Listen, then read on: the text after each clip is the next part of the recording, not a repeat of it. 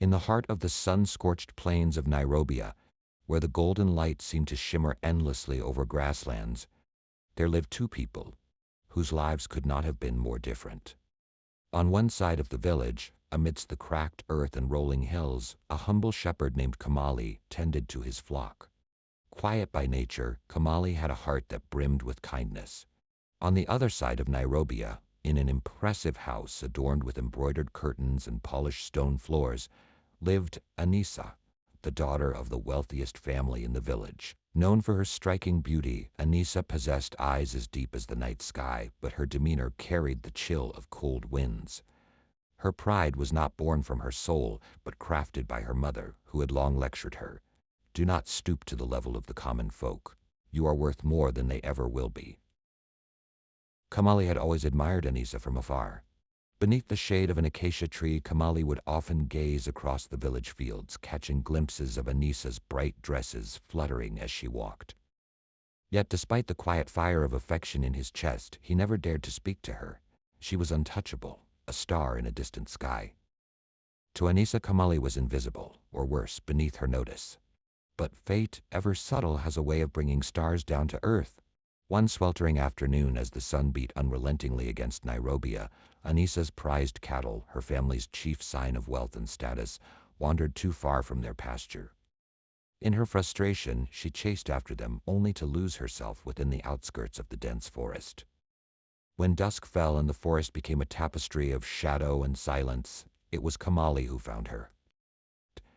He heard distant calls, spotted the troubled cattle grazing by a stream, and discovered Anissa sitting atop a rock, her face flushed with fear and exhaustion.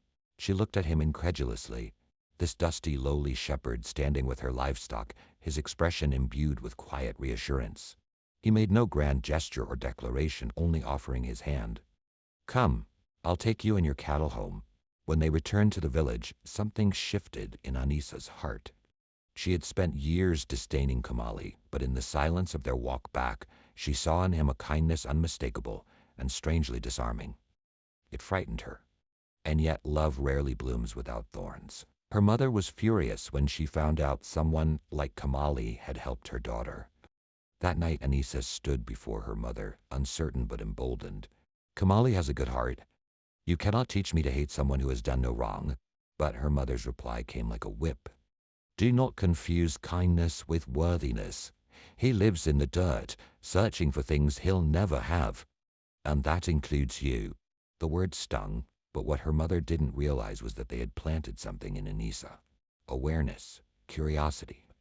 Over the following days, she found herself watching Kamali the way he once watched her, quietly and from afar.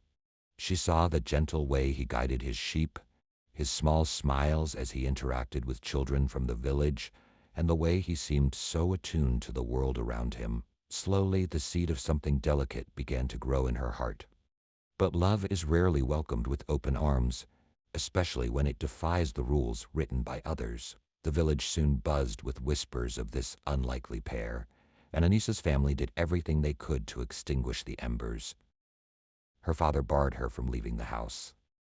Her mother made it her mission to shame Kamali at every opportunity, repeating over and over, "You will never be good enough."